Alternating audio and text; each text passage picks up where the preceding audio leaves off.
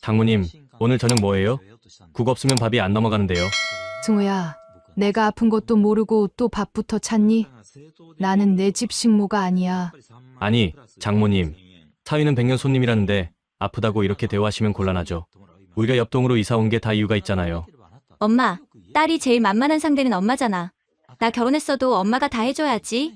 이렇게 누워있으면 어떡해? 어머니와 딸 부부의 대화입니다. 도대체 무슨 일일까요?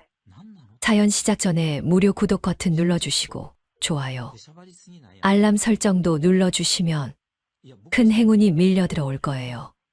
사연 들어보시고 어머니의 행동이 잘못됐다고 생각하신다면 댓글로 의견을 남겨주세요. 안녕하세요. 저는 올해 62이 된 박춘혜라고 합니다. 젊었을 때부터 가족밖에 모르고 살아왔고 제 인생은 늘 딸 소연을 위해 바쳐졌다고 해도 과언이 아닙니다. 제가 장사를 하며 뼈 빠지게 벌어도 힘들단 생각보다 얘가 좋은 학교 가야지, 얘가 좋은 사람 만나야지, 그게 제 삶의 이유였습니다. 딸은 어려서부터 착한 아이였어요. 공부도 곧잘 해서 장학금 받아가며 대학까지 마쳤고 직장도 잘 다녔습니다. 시집할 때는 저도 참 흐뭇했습니다. 결혼식장에서 딸이 웨딩드레스를 입고 들어오는데 눈물이 핑 돌더라고요. 이제 내 딸이 한 가정을 꾸리는구나. 나도 이제 한시름 덜었구나. 그렇게 생각했죠. 사위라는 사람도 첫인상은 참 괜찮아 보였습니다. 회사원이라더니 깔끔하게 정장을 차려입고 예의 바른 인사도 하고요. 사위는 백년 손님이라는데 내가 잘해줘야지. 저 사람이랑 내 딸이 행복해야 내 마음도 편하지. 처음에는 그렇게 다짐했어요. 딸 부부가 집을 구한다고 했을 때 저는 솔직히 멀리 가면 섭섭할 것 같았습니다. 그런데 소연이가 뜻밖의 말을 하더군요. 엄마 집 바로 옆동으로 들어가기로 했어. 엄마랑 가까이 살면 든든하고 좋잖아. 저는 속으로 얼마나 기뻤는지 모릅니다. 아이고, 이게 웬일이냐. 요즘 젊은 사람들은 다 부모랑 멀리 가려고만 하는데 우리 소연이는 엄마를 곁에 두고 싶어 하는구나. 그렇게 흐뭇해서 밤새 잠이 오질 않았습니다. 이웃들에게도 자랑했지요. 우리 소연이가 옆동으로 들어온대. 내가 필요하면 언제든 도와줄 수 있고 외롭지도 않겠다. 친구들도 부러워했어요. 야, 넌 복도 많다. 사위랑도 가깝게 지낼 수 있겠다. 딸이 얼마나 엄마 생각을 하는 거야. 정말 그땐 그렇게 믿었습니다. 사위 승호가 이사 오는 날도 제가 앞장서서 도와줬습니다. 냉장고, 세탁기 자리까지 제가 꼼꼼히 봐주고 집들이 음식도 한가득 차려다 줬지요. 승호가 웃으면서 제 손을 잡았습니다. 장모님, 이렇게까지 신경 써주시니 몸둘 바를 모르겠습니다. 저희가 앞으로 잘 모실게요. 그 말에 마음이 참 따뜻해졌습니다. 이 사람 보기보다 참 괜찮구나. 우리 소연이 맡겨도 되겠다. 이사 후 며칠은 정말 좋았습니다. 딸 부부가 저녁마다 인사도 하러 오고 승호도 퇴근길에 들러서 장모님, 오늘 하루도 고생 많으셨습니다. 하고 웃으며 말을 건네곤 했습니다. 저는 사위가 그렇게 다정하니 마음이 놓였어요. 부엌에 앉아 밥을 먹으면서 속으로 중얼거렸습니다. 백년 손님이라는데 내가 잘 챙겨야지. 사위 잘해주면 딸도 편하지. 그런데 그 따뜻한 순간은 오래가지 않았습니다. 어느 날이었어요. 소연이가 퇴근하자마자 제 집으로 들어와서 말하더군요. 엄마, 우리 오늘 저녁 뭐야? 남편이 집에서 밥 안 먹겠대. 엄마네 가서 먹자고 했어. 저는 웃으면서 말했죠. 그래, 오늘은 미역국 끓여놨다. 같이 먹고 가라. 그날은 별일 아니라 생각했어요. 딸 부부가 저랑 같이 밥 먹으니 오히려 정겹기도 했으니까요.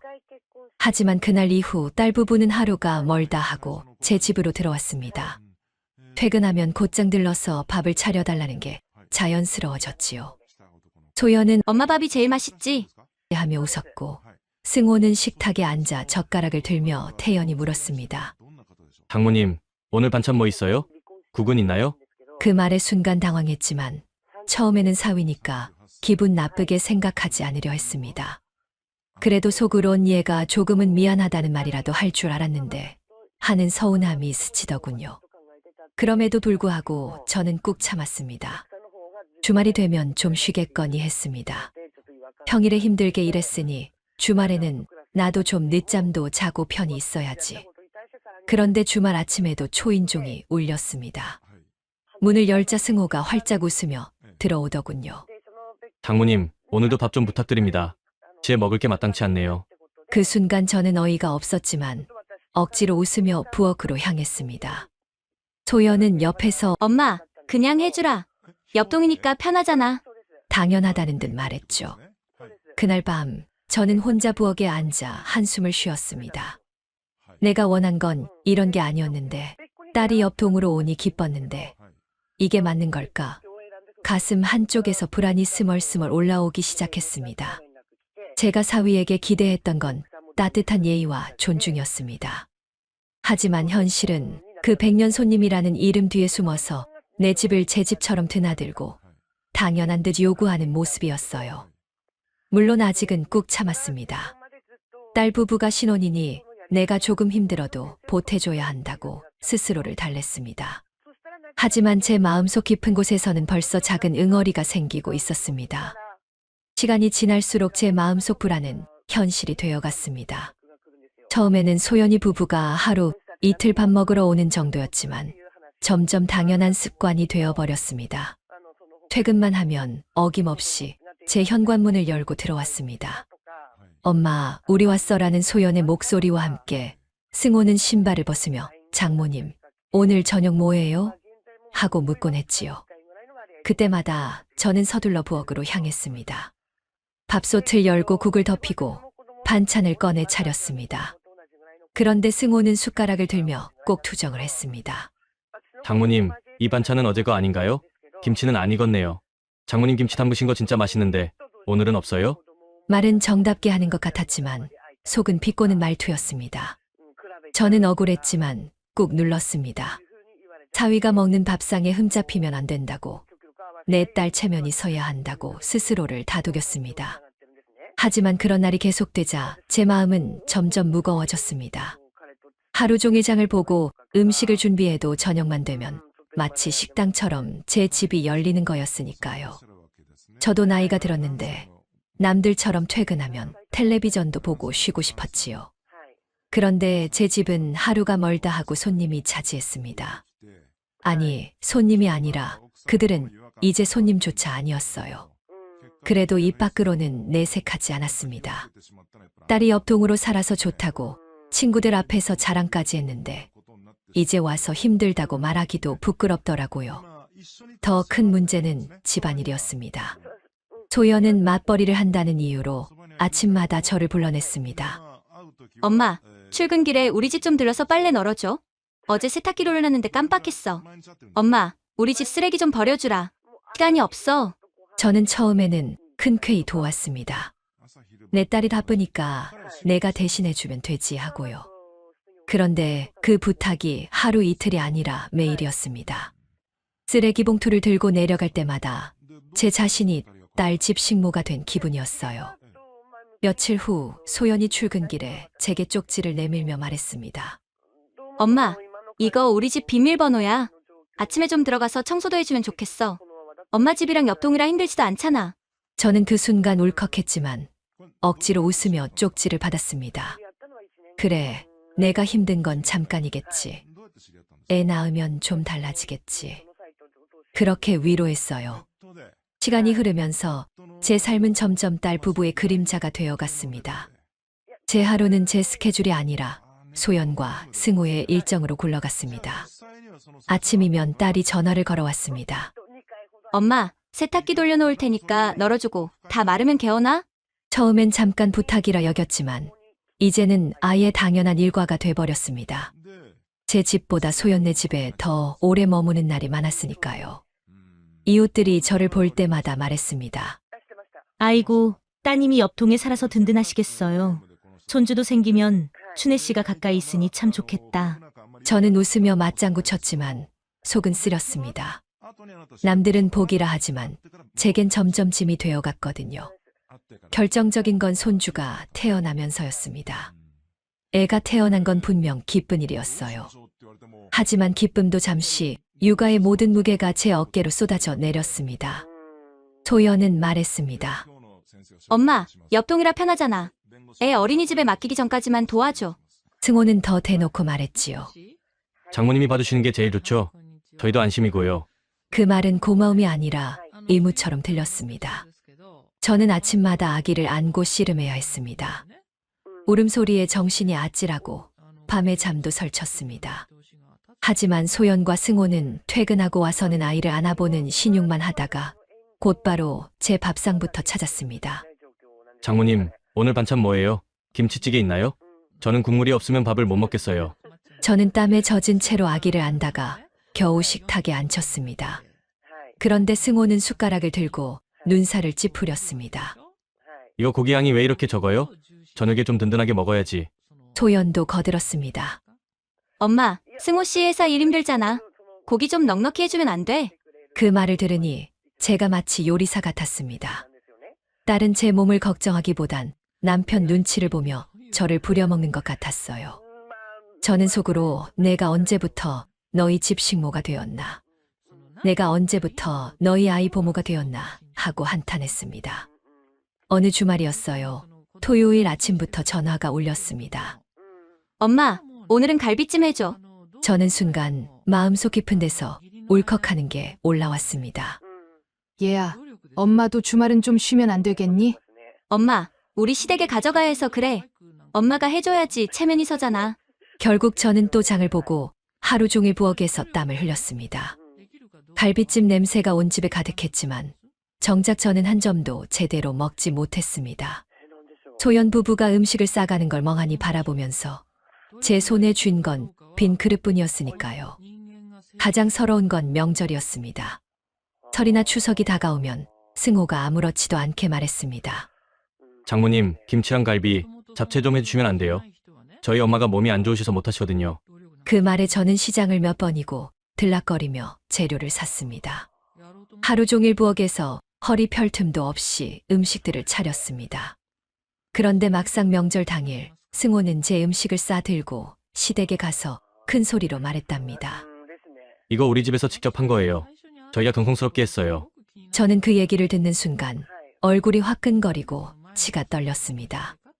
내가 하루 종일 고생해 차린 음식을 들고 가서 효자 코스프레를 했다니 그 뻔뻔함이 믿기질 않았습니다.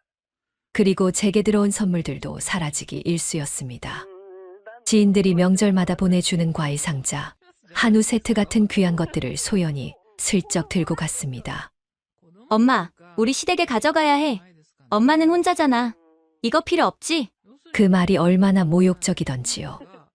혼자니까 필요 없다는 말은 곧 엄마는 만만한 존재다라는 말처럼 들렸습니다.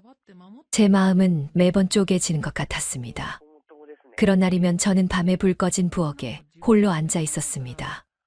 빈 그릇만이 수북이 쌓여 있었고 싱크대에는 기름때가 번들거렸습니다. 저는 그릇을 치우지도 못한 채 주저앉아 한숨만 내쉬었습니다. 내 삶이 어디로 가고 있는지, 왜 내가 이 나이에 밥 짓고 설거지하는 기계로 살아야 하는지 도무지 답이 보이지 않았습니다. 그때마다 제 마음속에서 떠오르는 말이 있었습니다. 사위는 백년 손님이라는데 왜 내 사위는 손님보다 더 불편한가? 왜 내 집이 이들의 밥상과 창고가 되어버린 걸까? 그날 밤 저는 방 안에서 스스로에게 속삭였습니다. 이대로는 안 되겠다. 이렇게 살다간 내가 먼저 쓰러지겠다. 그 생각이 마음속에 뿌리를 내리기 시작했습니다. 저는 원래 참고 사는 성격이었습니다. 딸 하나 바라보고 평생을 살다 보니 속에 불만이 있어도 내색을 잘 못했습니다. 그런데 사위 승호는 그 점을 너무 잘하는 것 같았습니다. 저를 만만하게 보고 당연하단 듯 요구했으니까요. 어느 날은 이런 일도 있었습니다. 몸이 으슬으슬 떨려서 겨우 약을 먹고 이불 속에 누워 있었는데 현관문 비밀번호를 누르는 소리가 들리더니 소연과 승호가 들어왔습니다. 저는 힘겹게 몸을 일으켜 앉았습니다. 얘야, 엄마가 오늘은 좀 아파서.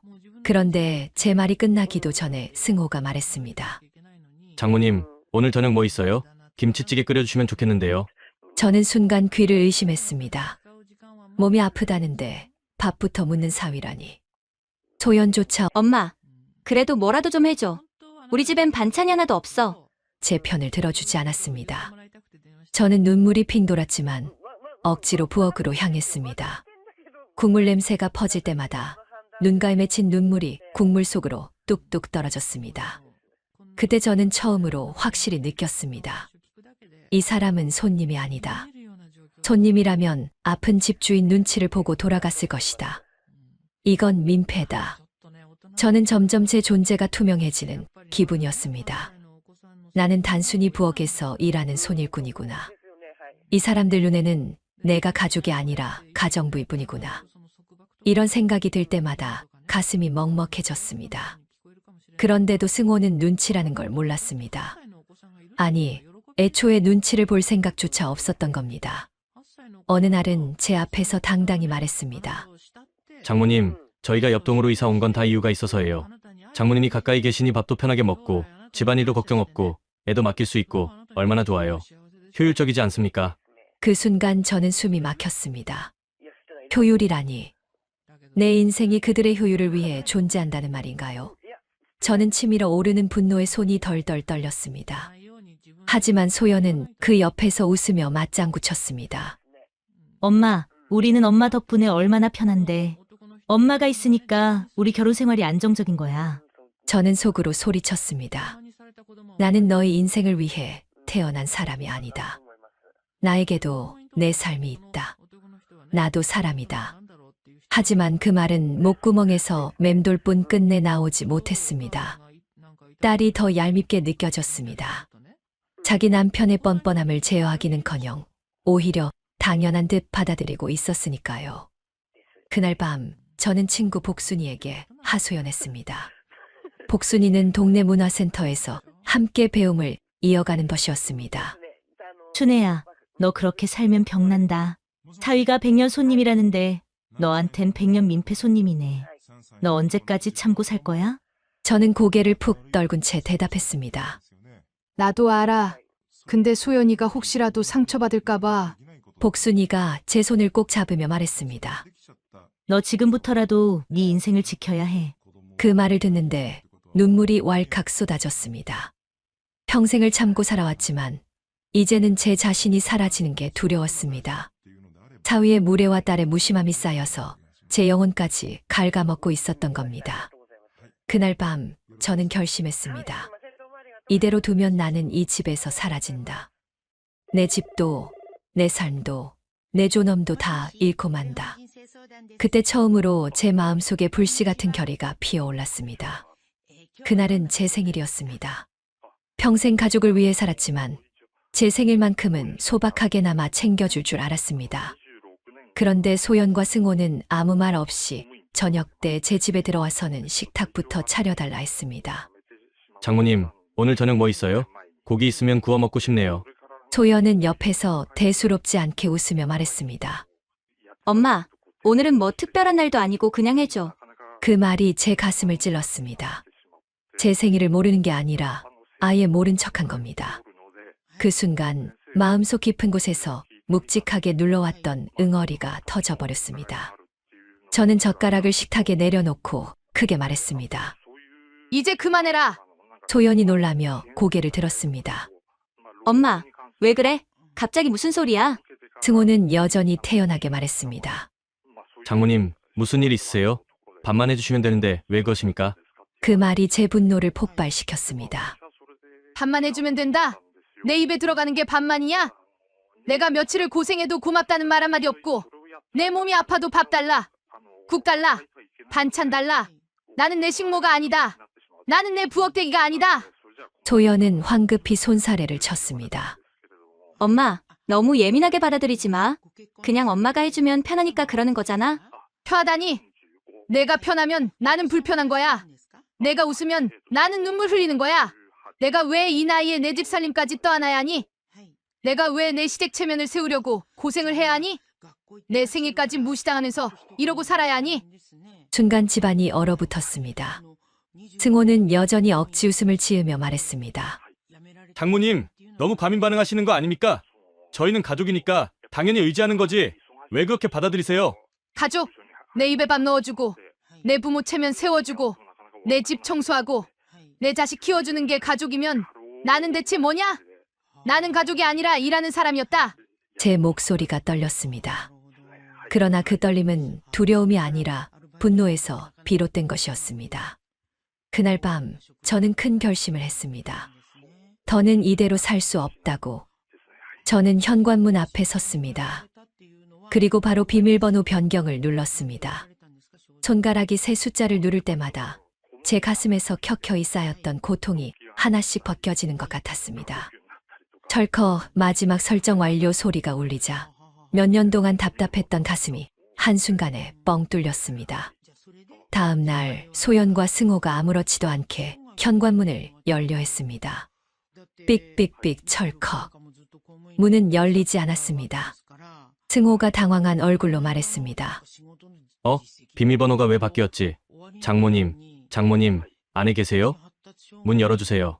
소연도 다급하게 문을 두드렸습니다. 엄마, 왜 그래? 우리 들어가야지. 저는 거실 소파에 앉아 있었습니다. 두 사람 목소리가 울려 퍼졌지만 저는 눈을 감고 커피잔을 들어 올렸습니다. 이제 더는 그 소리에 흔들리지 않으리라. 밖에서는 승호가 목소리를 높였습니다. 장모님, 장난치세요? 우리 집처럼 드나들던 건데 갑자기 왜 이러세요?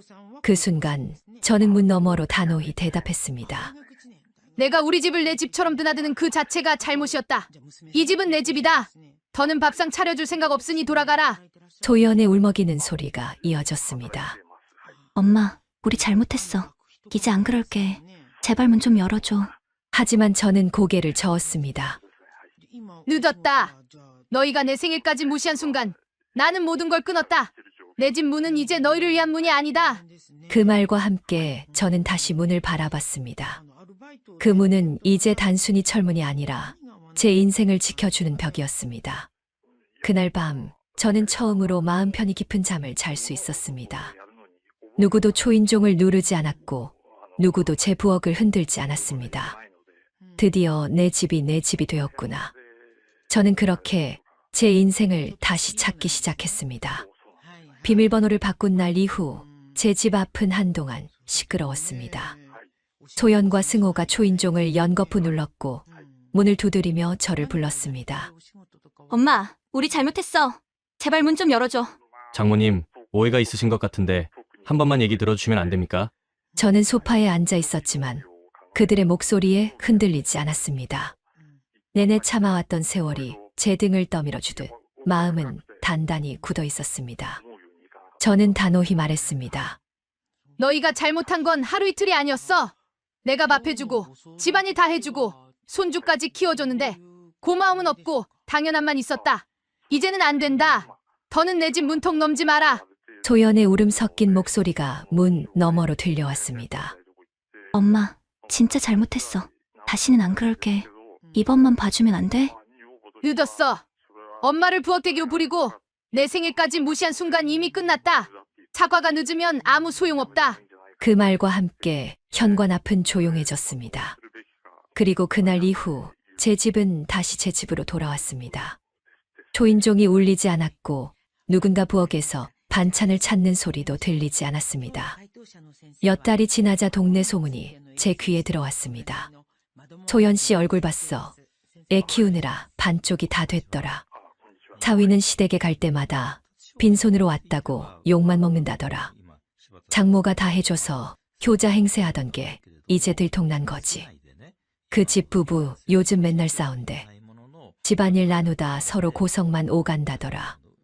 그 얘기를 들을 때 저는 가만히 웃었습니다. 그래, 이제라도 알았으면 됐다. 세상에 당연한 도움은 없다. 뿌린 대로 거두는 법이다. 소연은 몇 번이나 제게 다시 연락을 해왔습니다. 문 앞에서 울며 불며 엄마 용서해줘. 우리 진짜 잘못했어. 하던 날도 있었지만 저는 끝내 문을 열지 않았습니다. 마음은 아팠지만 이번만큼은 제 인생을 지켜야 했습니다. 만약 다시 받아들였다면 또다시 제 삶은 부엌에서 시작해 부엌에서 끝나버렸을 테니까요. 이제 제 아침은 다릅니다. 해가 들면 천천히 일어나 커피를 내리고 좋아하는 라디오를 켜놓습니다. 더는 누군가의 밥상을 준비하느라 허겁지겁 뛰어다니지 않아도 됩니다. 가끔 친구 복순이가 와서 제게 말합니다. 춘혜야, 얼굴이 한결 좋아졌다. 이제야 너답다. 저는 웃으며 대답했습니다. 내 집을 지키니까 내 얼굴도 돌아왔나 봐. 저는 깨달았습니다. 가족이라는 이름으로 포장된 억압은 가족이 아니란 걸요. 사위가 100년 손님이라지만 제 사위는 손님보다 더 불편한 존재였습니다. 그래서 저는 비밀번호를 바꿨습니다. 이제 제 집은 제 삶을 지키는 성벽이 되었고 저는 제 삶의 주인이 되었습니다. 저는 오늘도 스스로에게 말합니다. 내 집은 내가 지킨다. 더는 누구의 밥상도 누구의 체면도 위에 내 삶을 바치지 않는다. 이제 나는 나를 위해 산다. 사연 들어주셔서 감사합니다. 영상 보시고 어머니의 행동이 잘못됐다고 생각하신다면 댓글로 의견을 남겨주세요. 다음 영상에서도 재밌는 사연이 기다리고 있습니다. 무료로 누를 수 있는 구독과 좋아요, 알람 설정을 눌러주시면 다음 영상을 더 빨리 만나보실 수 있습니다. 너희 결혼하고 시어머니한테 밥 한 번 사준 적 없지? 내 생일에도 시아버지 생일에도 다 우리가 냈잖아. 이번 주말에 밥 한 번 사줘. 어머니, 무슨 외식이에요? 집에서 어머니가 해주시는 밥이 제일 맛있어요. 내 친정 부모님 생신엔 비싼 데 가던데. 그건 저를 키워주신 분들이니까요. 어느 시어머니와 며느리의 대화입니다. 궁금한 사연 시작해 보겠습니다. 사연 시작 전에 무료 구독 버튼 눌러주시고 좋아요, 알람 설정도 눌러주시면 큰 행운이 밀려 들어올 거예요. 사연 들어보시고 어머니의 행동이 잘못됐다고 생각하신다면 댓글로 의견을 남겨주세요. 안녕하세요. 저는 68세 윤말순입니다. 지금까지 함께 살아온 남편이 있고 외아들 현수와 며느리 세연이가 있죠. 평생 작은 분식집을 운영하며 살았어요. 새벽부터 반죽하고 국물 끓이느라 손목이 성할 날이 없었지만 아이 하나 키우고 집 한 채 마련할 때까지는 버틸 수 있었어요. 5년 전 가게를 정리하면서 은퇴했죠. 번듯한 부자는 아니지만 피땀 흘려 모은 돈과 가게 매각대금 덕에 남편과 노후를 크게 걱정하지 않아도 되는 상황이었어요. 현수가 결혼을 앞두고 있었을 때예요. 예식장 계약은 했는데 전세금이 모자라다며 걱정하더군요. 엄마, 아빠, 저희가 모은 돈이랑 대출로도 돈 빠듯하네요. 남편이랑 저는 서로 눈빛을 주고받았어요. 이미 답은 정해져 있었죠. 그 길로 집에 와서 통장을 꺼냈어요. 분식집 하면서 모은 목돈, 그리고 은퇴 후 손대지 않고 둔 적금 통장까지. 이건 내가 지금 더 필요하니까 써라. 현수가 놀란 눈으로 저를 보더니 세연이와 함께 두 손을 모아 인사를 했어요. 어머니, 아버님, 이렇게 큰 돈을 정말 감사합니다. 저희 꼭 잘 살게요. 세연이가 그때 울먹이며 제 손을 꼭 잡았어요.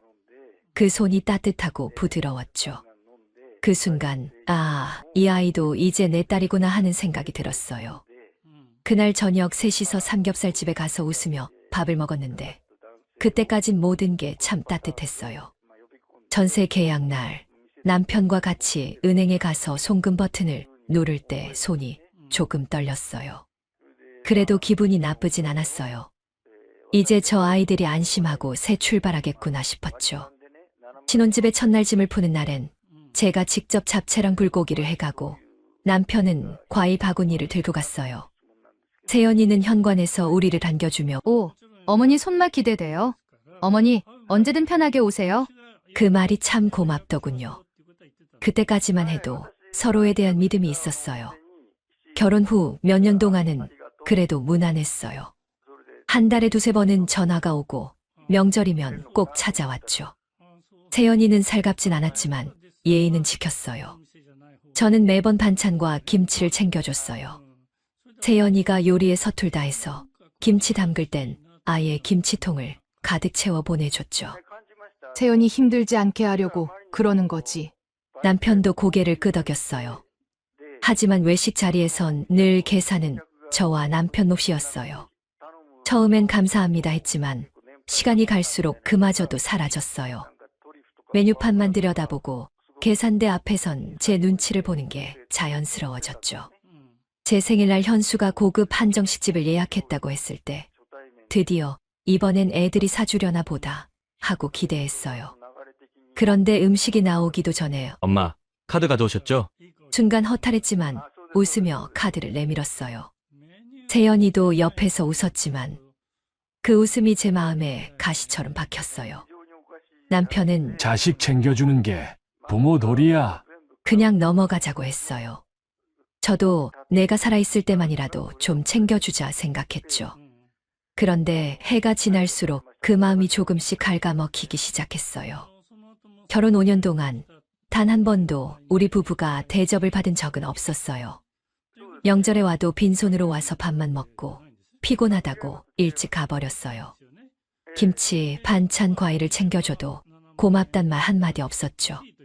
저는 원래 베푸는 게 익숙한 사람이지만 가족에게 주는 호의가 당연시되는 순간 그 무게가 달라진다는 걸 그제야 알았어요. 아들 부부가 점점 친정 쪽에 더 신경 쓰는 것도 느껴졌고요. 세연이 친정 부모님 생신은 선물과 외식을 챙기면서 우리 생일은 제 카드를 긁는 게 당연해진 현실이 씁쓸했어요.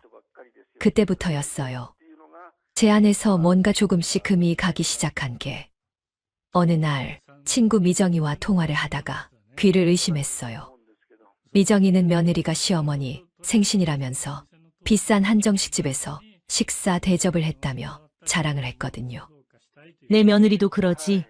요즘 애들은 친정, 시댁 공평하게 챙긴다더라. 순간 웃어넘겼지만 속은 묘하게 쓰렸습니다. 우리 아들 부부는 결혼한 지 5년이 됐는데 친정 부모님 생신이나 기념일에는 꼭 비싼 식당에서 대접한다는 얘기를 들었거든요. 세연이가 자기 엄마 생신이라면서 꽃다발까지 들고 가는 모습을 사진으로 본 적도 있었어요.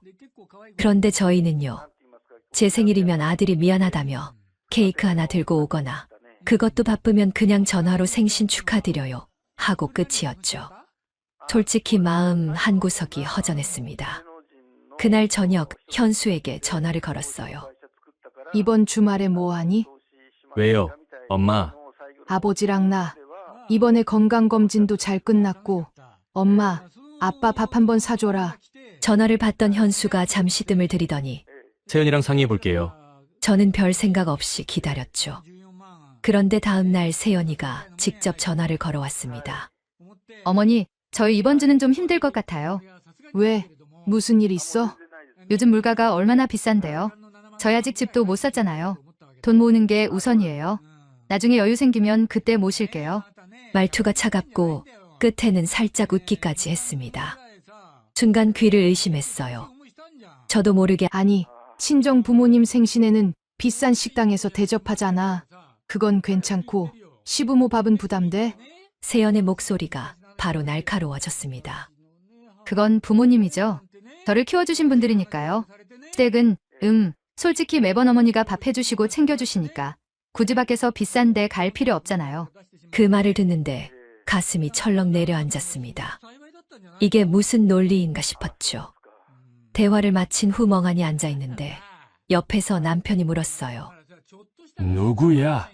세연인데 이번 주말에 밥 한번 사라니까 돈 모아야 한다네. 남편은 한숨을 쉬며 참, 요즘 애들 생각은 모르겠네. 했지만 제 속은 부글부글 끓었습니다. 며칠 후 세연이의 연락이 뚝 끊겼습니다. 그전엔 일주일에 한 번이라도 전화 오거나 반찬 받으러 들었는데 그마저도 없어진 겁니다. 제가 먼저 전화를 해도 부재 중이거나 문자로 바빠요 한 줄만 보내왔습니다. 명절이 한 달도 안 남았는데 이대로면 그때도 안 올 것 같다는 불안이 엄습했습니다. 밤에 잠이 오지 않아 뒤척이다가 그동안 해준 것들이 주마등처럼 스쳤어요. 결혼할 때 전세금 1억 보태준 거, 신혼 때 생활비 아끼라고 반찬이며 김치를 매주 싸다 준 거, 외식할 때마다 계산한 거. 한 번이라도 이번엔 저희가 할게요. 들어본 적이 있었나 곱씹게 되더군요. 그날 이후 제 마음속에 작은 금이 가기 시작했습니다. 며칠 뒤 친구 미정이와 점심을 겸해 만나기로 했습니다. 약속 시간보다 20분쯤 일찍 도착한 저는 동네에서 제일 한적한 카페에 들어갔습니다.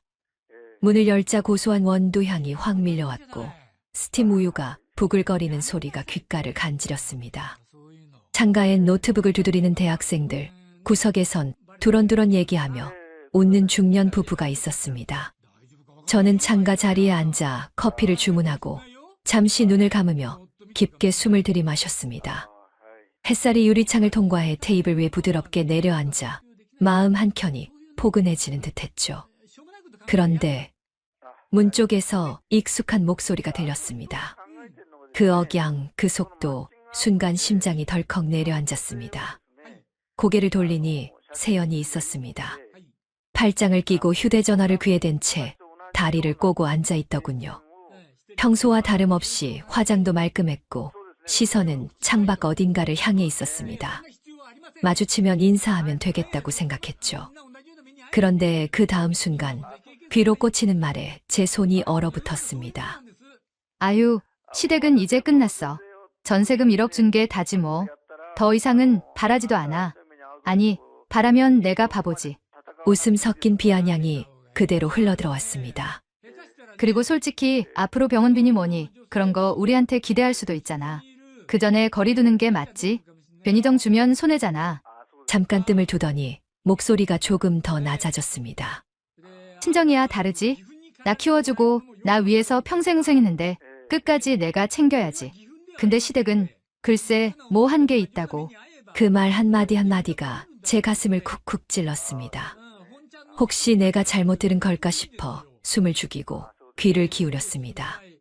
하지만 이어지는 세연의 말은 더 노골적이었습니다.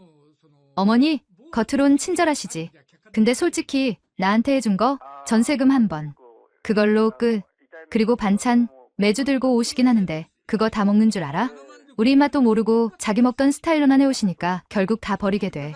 세연은 하하 웃으며 의자에 몸을 기대고 발끝으로 바닥을 툭툭 찼습니다. 순간 제 손이 부르르 떨렸습니다. 커피잔을 쥔 손가락 마디마디에 힘이 잔뜩 들어가 미세하게 잔이 흔들렸죠. 머릿속엔 수많은 장면이 스쳐갔습니다. 결혼 준비하던 날 은행 창구에서 현수 목까지 전세금 1억을 송금하던 제 손. 그때 남편과 둘이서 통장 잔고를 확인하며 이 정도면 아이들 걱정은 덜겠지 했던 안도감. 김장철이면 세연 입맛에 맞을까 고민하며 김치 속을 조금 덜어 고춧가루를 줄여 담갔던 기억. 명절마다 종합 선물 세트며 오시며 챙겨주던 손길. 외식 자리에서 제가 먼저 카드를 내밀던 그 순간들. 한 번이라도 어머니, 이번은 저희가 라고 한 적이 있었나? 아무리 떠올려도 없었습니다. 병원비, 용돈. 그건 부모가 자식한테 주는 게 당연한 거고. 자식이 부모한테 주는 건 그렇게 부담스러운 건가? 가슴이 쿵쿵 울렸습니다. 바깥의 햇살도 창밖의 고요한 거리도 이제 눈에 들어오지 않았습니다. 세연은 여전히 전화를 붙잡고 있었습니다. 그리고 솔직히 말해서 시댁 쪽 일은 그냥 모른 척하는 게 편해. 괜히 챙기면 의무만 늘어나고 그거 다 내 손해야. 내 인생, 내 시간, 내 돈, 친정에 쓰기도 부족해. 그 말에 제 안에 무언가가 툭 하고 끊어졌습니다. 저는 천천히 의자를 밀고 일어섰습니다. 세연이 전화를 끊고 노트북을 꺼내려던 찰나 우리 시선이 딱 마주쳤습니다. 그녀의 눈동자가 순간적으로 크게 흔들렸지만 곧 억지 웃음을 지었습니다. 어머니, 저는 짧게 단호하게 말했습니다. 다음에 보자. 그 한마디만 남기고 몸을 돌렸습니다. 뒤에서 어떤 표정을 지었는지는 보지 않았습니다. 카페 문을 나서자 차가운 바람이 얼굴을 스쳤습니다. 방금 들은 말들이 머릿속에서 메아리 쳤습니다. 전세금 1억 준 게 다야. 병원비나 용돈 줄 수도 있잖아. 친정은 끝까지 챙겨야지. 한 걸음 한 걸음이 무겁지만 이상하게도 마음 한가운데선 작고 단단한 불씨가 피어올랐습니다. 그래, 이제는 다르게 가야겠다.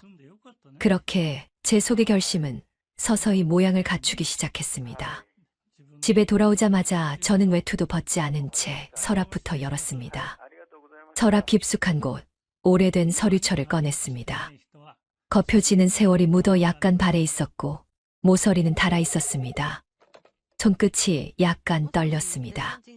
한 장, 두 장 넘기다 보니 차용증이라는 글자가 눈에 들어왔습니다. 현수와 세연이 결혼 준비하던 시절 전세금 1억을 마련해 줄 때 작성했던 서류였습니다. 그때 저는 차용증이라는 형식이 좀 각박해 보이지 않을까 걱정했지만 남편이 혹시 모를 일을 대비해 써두자고 했었죠. 빌려준다라는 말 대신 증여라는 말이 더 멋있고 푸근하게 느껴졌지만 남편의 고집을 꺾지 않았던 게 이렇게 다행일 줄이야. 차용증 옆에는 은행 송금 내역서가 스테이플러로 함께 묶여 있었습니다.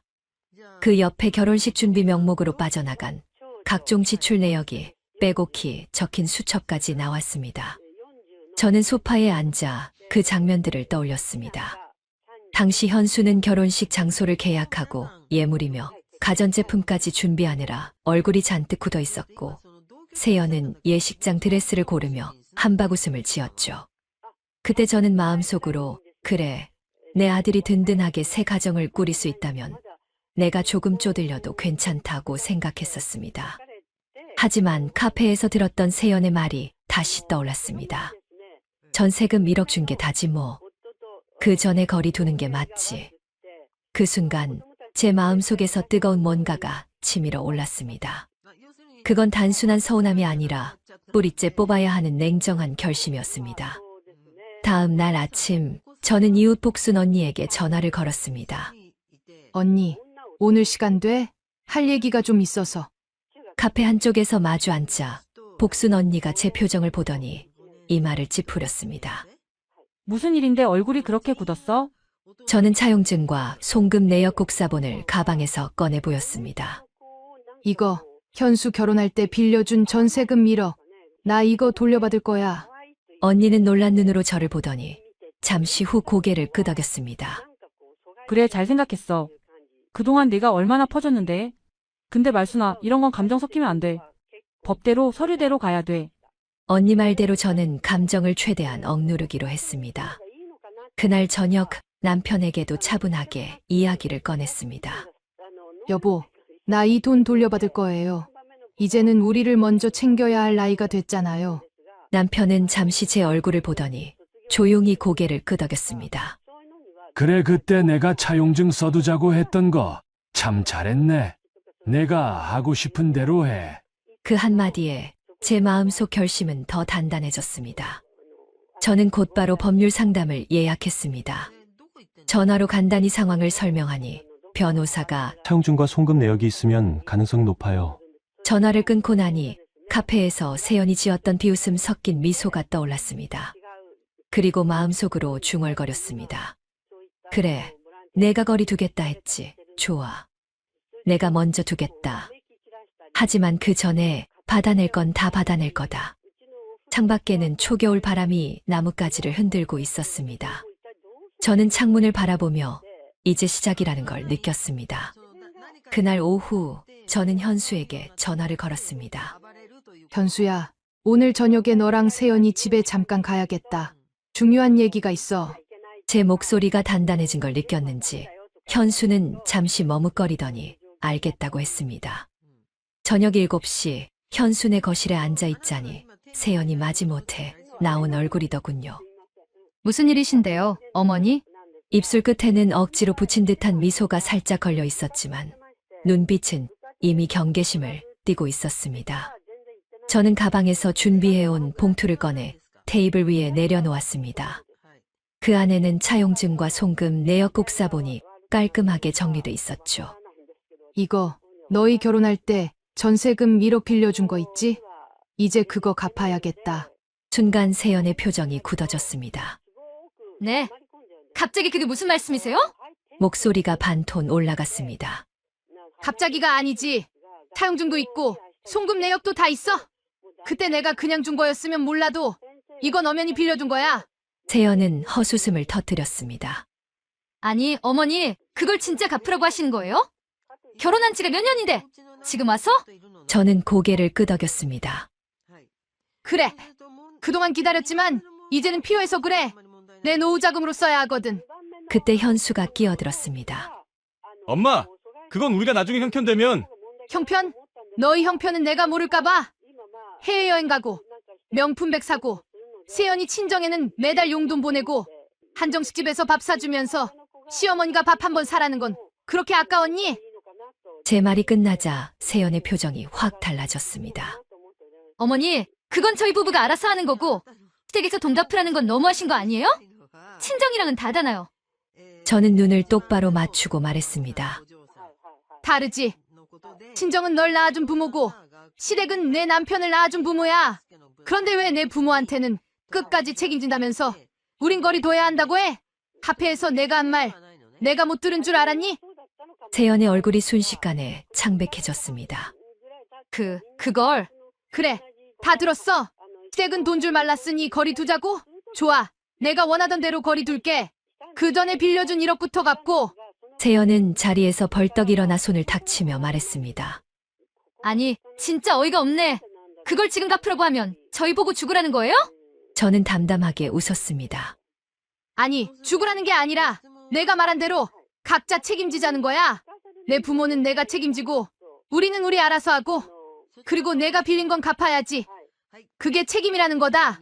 현수가 제 눈치를 보며 작게 말했습니다. 엄마, 너무 이렇게까지 할 필요는. 저는 단호하게 잘랐습니다. 필요 있어. 그동안 나는 너희 편이었지만 너희는 내 편이 아니었어. 이제는 나도 내 편을 들어야겠다. 세연은 팔짱을 끼고 고개를 젖혔습니다. 좋아요. 그럼 법대로 해요. 우리도 가만히 있지 않을 거니까. 그래, 법대로 하자. 난 차용증도 있고 송금 내역도 있고 변호사 상담도 다 마쳤으니까. 그 말이 떨어지자 세연의 얼굴에서 마지막 여유가 사라졌습니다. 진짜 어머니 이렇게 나오실 줄 몰랐네요. 평생 시어머니 노릇하면서 우리 챙겨줄 줄 알았는데. 저는 조용히 웃었습니다. 그건 너희 착각이었어. 그리고 의자에서 일어나 봉투를 챙기며 마지막으로 말했습니다. 기주 줄게. 그 안에 갚아. 아니면 변호사 통해서 얘기할 거야. 그리고 앞으로는 내가 먼저 연락하는 일 없을 거다. 현수는 아무 말도 못하고 고개를 숙였고 세연은 눈을 부릅뜨고 저를 노려봤지만 저는 뒤돌아 나왔습니다. 겨울바람이 세차게 불었지만 제 발걸음은 가벼웠습니다. 이제야 진짜 제 편이 되어준 기분이었으니까요. 2주라는 시간은 생각보다 빨리 지나갔습니다. 기한 마지막 날까지 아무런 연락이 없길래 저는 이미 마음을 굳혔죠. 저녁에 따뜻한 차를 끓여놓고 앉아있는데 현관 초인종이 울렸습니다. 문을 열자 현수와 세연이 서 있었습니다. 세연은 화장기 없는 얼굴에 눈이 살짝 부은 채였고 현수는 한 손에 종이봉투를 들고 있었습니다. 엄마, 잠깐 얘기 좀 할 수 있을까? 현수의 목소리는 평소보다 한 톤 낮았습니다. 거실에 마주 앉자 세연이 먼저 입을 열었습니다. 어머니, 지난번에 제가 말이 좀 심했죠. 그건 인정해요. 근데 그날은 제가 기분이 안 좋아서.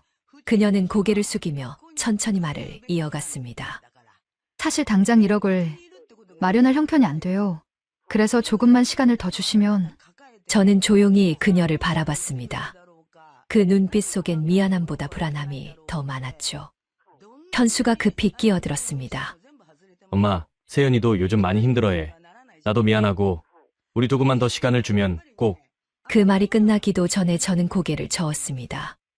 현수야, 내가 시간 안 준 게 아니야. 지난 몇 년 동안 충분히 기다렸어. 그런데 너희는 그 시간 동안 뭘 했니?